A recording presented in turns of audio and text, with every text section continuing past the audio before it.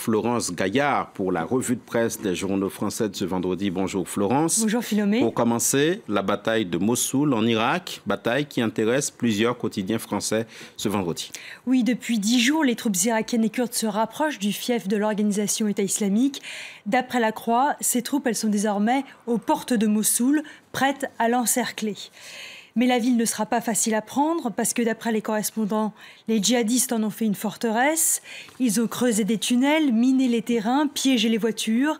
Et autour, ils ont déjà commencé à dynamiter des usines et des villages. Bref, il faut se préparer à une véritable guérilla.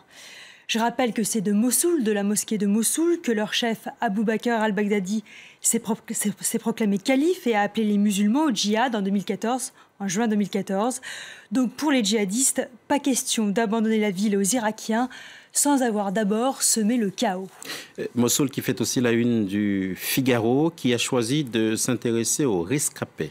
Des rescapés qui racontent l'enfer de Daesh, parce que les djihadistes auraient basculé dans une espèce de paranoïa sanglante et traiteraient tous ceux qui n'ont pas rejoint leur rang en ennemis. Mossoul compte actuellement près d'1,5 million d'habitants, autant de boucliers humains, ce qui d'ailleurs limite les frappes aériennes. Autour de la ville, on a organisé des camps de réfugiés. Ils sont organisés, mais il n'y en aurait que 7 pour une capacité de 60 000 personnes. C'est donc bien moindre que la population de Mossoul. Sans compter les familles de djihadistes en errance, on trouve déjà des femmes et des enfants maigres et affamés et surtout complètement perdus, qu'on place actuellement en détention en attendant la fin de la bataille. Dans son édito, La Croix, lui, parle de visage de la guerre. La Croix souligne que désormais tous les visages de cette guerre sont exposés, celui des assaillants, celui des djihadistes et celui de leurs victimes. En remettant hier le prix Sakharov à 2 femmes yézidis, le Parlement européen a mis en lumière le sort de la minorité qui avait été réduite en esclavage et humiliée par l'organisation État islamique. On va feuilleter maintenant les pages de Libération, Florence, qui fait sa une sur les dossiers noirs de l'ONU. Oui, on se souvient qu'en 2014, 6 enfants centrafricains avaient accusé des militaires français de la force sangaïs d'abus sexuels, de violences sexuelles. Aujourd'hui, dans un entretien accordé à Libération, le haut fonctionnaire chargé de l'affaire, Anders Kompass, dénonce une enquête escamotée. Car si l'affaire avait été prise au sérieux au début, et notamment par la France, la machine onusienne est très lente et 1 an plus tard, rien n'avait été fait. Le fonctionnaire suédois, aujourd'hui, il est suspendu, il a été sommé de démissionner. On l'accuse d'avoir transmis des informations confidentielles et des témoignages non vérifiés. Il a d'abord fait à son tour l'objet d'une enquête avant d'être finalement raccompagné à la porte et on lui avait retiré son badge. Bref, il a été saqué. Un mot maintenant du camp de Calais. Nous sommes en France. Florence, les migrants ont tous quitté le camp.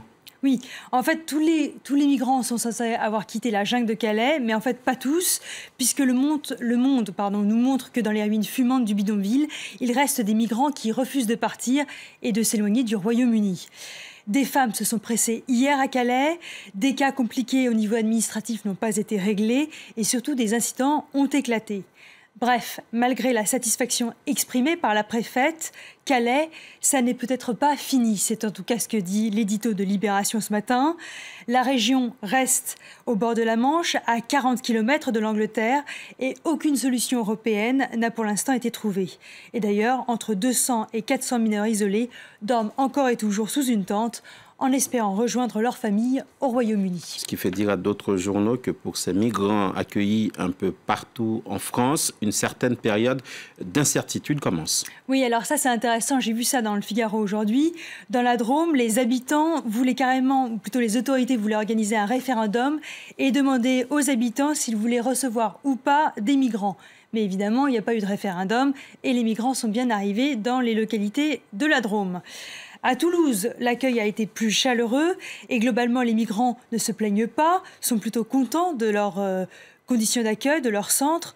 Mais pour eux, c'est le début du parcours du combattant, notamment avec l'administration française. Et j'ai d'ailleurs remarqué ce dessin de Willem ce matin dans Libération, un dessin qui montre la France comme un labyrinthe, avec ce titre « la jungle. Et là, maintenant, la jungle, c'est la France tout entière. L'accueil des migrants et 2 articles contradictoires, Florence, que vous avez relevés. Oui, alors dans le Figaro, on nous dit que dans le quartier de Stalingrad, les habitants sont exaspérés par les campements de migrants proches de la gare du Nord. La gare du Nord, c'est là où on peut prendre l'Eurostar pour Londres, c'est là où on peut prendre le train pour Londres. Donc apparemment, d'après le Figaro, les habitants ne sont pas très contents.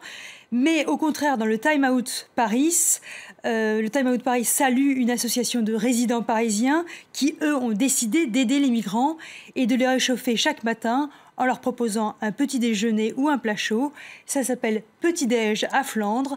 Et apparemment, les habitants sont plutôt sympathiques et compassionnels avec les migrants. Merci Florence Gaillard.